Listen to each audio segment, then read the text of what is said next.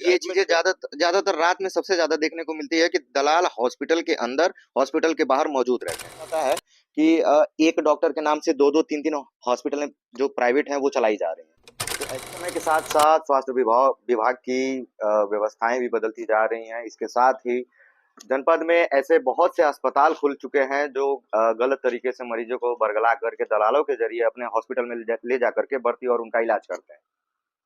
कभी कभी ये देखा जाता है कि कहीं ना कहीं किसी को ट्रीटमेंट गलत होने की वजह से कोई मरीज क्रिटिकल कंडीशन में चला जाता है या फिर उसका मौत हो जाता है।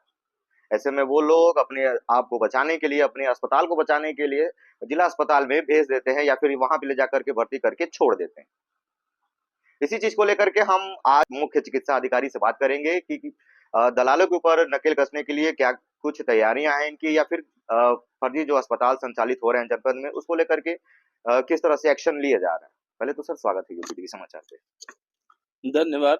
सर, ये चीजें जो हो रही हैं, जो दलाल घूम रहे हैं, सरकारी अस्पताल के बाहर दलाल बैठे रहते हैं कि कोई मरीज आए तो इनको हम बहला फुसला करके अपने वहां लेकर के जाए, तो ऐसे में जो स्वास्थ्य विभाग है वो किस तरह से इन लोगों के ऊपर एक्शन ले रहा है, क्या कुछ तैयारियां चल रही हैं?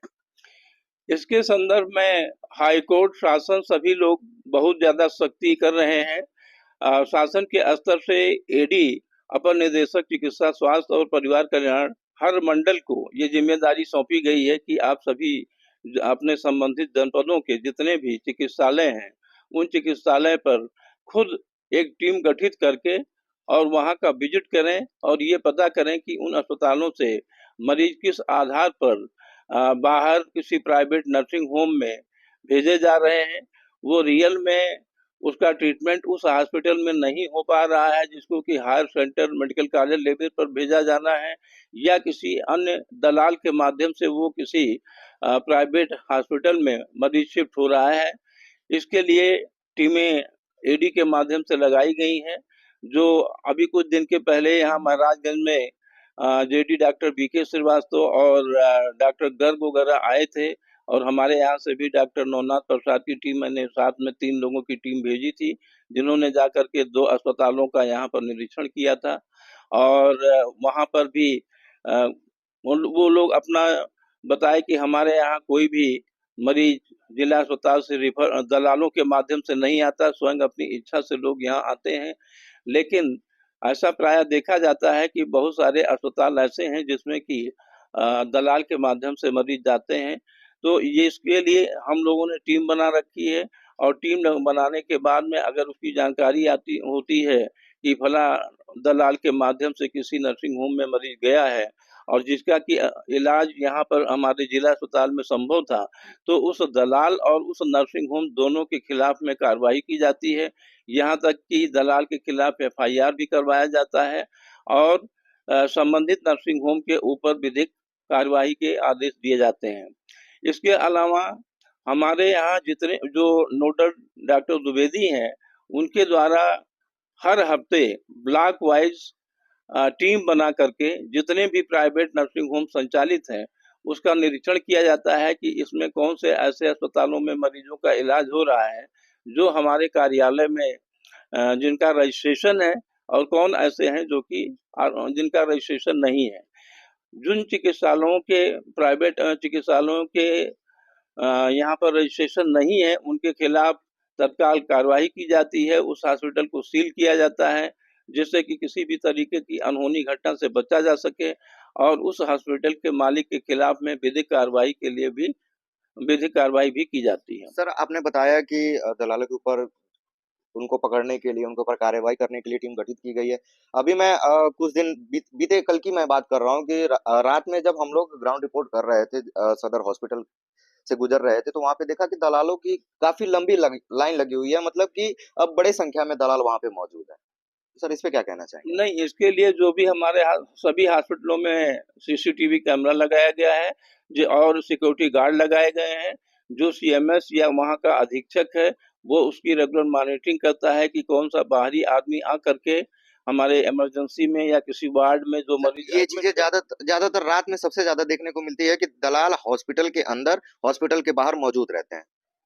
नहीं तो वो दूसरे दिन सीएमएस के माध्यम से सीसीटीवी कैमरे में देखा जाता है कि अगर इसकी किसी शिकायत किसी के माध्यम से सीएमएस के पास में पहुंची है कि मेरा मरीज रात में किसी दलाल के माध्यम से बाहर शिफ्ट हुआ, तो सीएमएस को ये लेटर मेरे द्वारा जारी किया गया है कि आप सीसीटीवी कैमरे में देख करके उस दलाल को चिन्हित करें और चिन्हित करके उसके खिलाफ पुलिस को सूचना दें और विधिक कार्यवाही आगे के लिए करें। सर, आपने बताया कि आपने आदेश दिया हुआ है कि उनके ऊपर तुरंत कार्रवाई की जाएगी, सीसीटीवी के जरिए निगरानी भी की जाएगी। आपको सर अवगत कराना चाहेंगे कि बीते वर्ष जो अभी मतलब 24 बीता हुआ है, उस दौरान मरीज को सरकारी हॉस्पिटल से निकाल करके लाद करके उसके बाद दलाल अपने हॉस्पिटल में ले जाकर के भर्ती कराए थे। सीसीटीवी फुटेज भी आया था और मीडियाबाजी भी हुई थी, खबरें भी बहुत सारी चली थी, लेकिन उसके बाद से फिर वो हॉस्पिटल भी संचालित हो चुका है। वो दलाल भी हॉस्पिटल के सामने बाहर बराबर नजर आते हैं। नहीं तो उस केस में ऐसा था कि जांच टीम बनाई गई थी जिसमें ड्रग इंस्पेक्टर भी थे और दो हमारे यहाँ के एडिशनल सीएमओ की भी ड्यूटी लगाई गई थी। 3 लोग ये थे प्लस सीएमओ वहाँ और सीएमएस वहाँ के भी थे जिला अस्पताल के। सभी लोगों के द्वारा उसकी जांच की गई, तो जिसमें कि हॉस्पिटल के संचालक का भी बयान लिया गया, जो मरीज था उसका भी बयान लिया गया। तो मरीज उस केस में ये बताया कि खुद हम अपनी इच्छा से इस नर्सिंग होम में आए हैं, ना कि हमको किसी दलाल ने इस हॉस्पिटल में पहुंचाया है। और सीसीटीवी कैमरा की भी निगरानी की गई। और साथ में जो सिक्योरिटी गार्ड था उस सिक्योरिटी गार्ड का भी बयान लिया गया।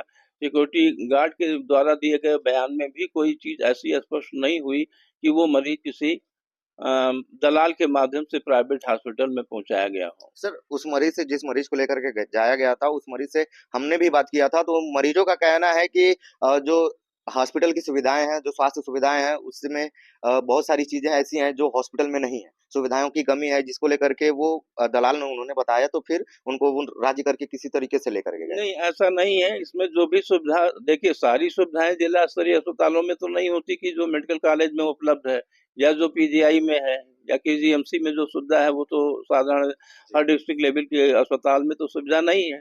इसीलिए ऐसे केस को हायर सेंटर यानी कि मेडिकल कॉलेज रेफर किया जाता है। जो सुविधा नहीं रहती है उसके लिए मरीज को हमेशा मेडिकल कॉलेज के लिए रिफर किया जाता है।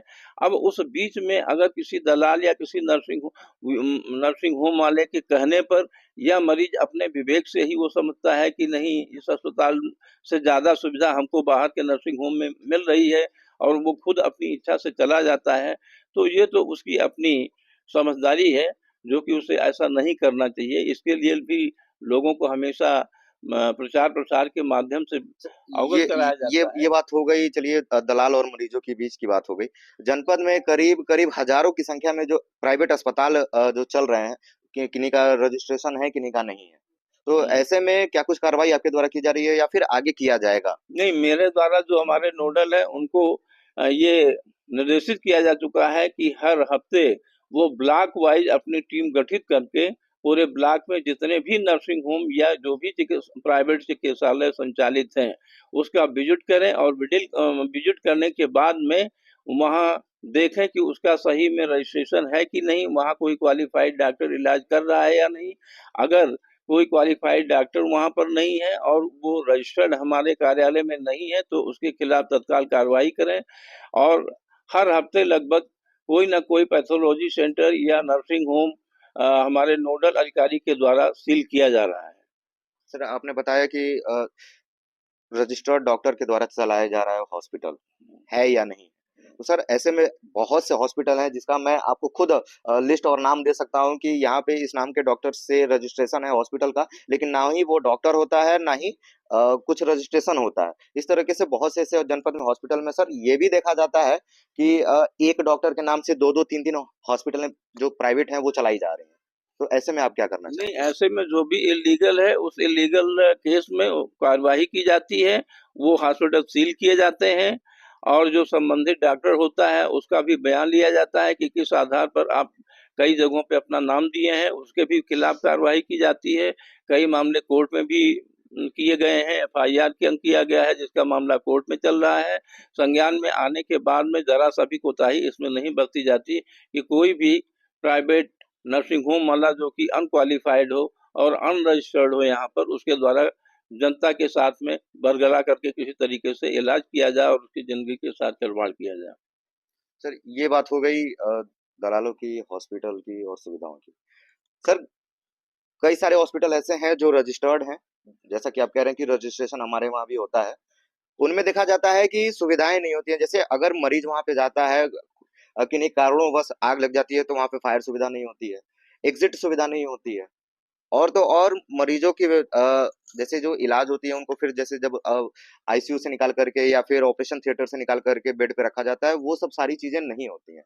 तो ऐसे में इन अस्पताल के ऊपर आप क्या कार्रवाई नहीं, तो करेंगे कुछ? ऐसे केस में किसी भी नर्सिंग होम का रजिस्ट्रेशन करने के पहले जो नर्सिंग होम के मानक हैं, जैसे फायर सेफ्टी है, इलेक्ट्रिसिटी है, इसके अलावा निकास द्वार है, उम, वार्ड में जगह, स्पेस, ये सारी चीजें जो अगर वो कोई भी रजिस्ट्रेशन कराने वाला डॉक्टर अपने नर्सिंग होम का इन मानकों को पूरा करता है, तभी उसका रजिस्ट्रेशन किया जाता है, अदरवाइज उसका रजिस्ट्रेशन नहीं होता है। सर इस तरह के हॉस्पिटल जनपद में संचालित चल रहे हैं, और वहां पे जब बात किया जाता है तो ये भी उन चीजें आती हैं सामने कि हमारे हॉस्पिटल का रजिस्ट्रेशन है। नहीं, तो ऐसी कंडीशन में हम अपने नोडल अधिकारी को भेज करके उसकी जांच करवाएंगे, और जांच करवाने के बाद में यदि वो इस तरीके की कोई कमी उसमें पाई जाती है जो मानक के अनुरूप नहीं है, तो उसके खिलाफ सख्त से सख्त कार्रवाई की जाएगी। तो ये थे हमारे साथ बात करने के लिए मुख्य चिकित्सा अधिकारी। इनको आपने सुना कि किस तरह से प्राइवेट अस्पतालों को और उन दलालों के ऊपर कार्रवाई करने के लिए टीमें गठित की जा रही हैं और इनके द्वारा कार्रवाई की जा रहा है। मैं किशन गुप्ता, यूपी टीवी समाचार, महाराजगंज।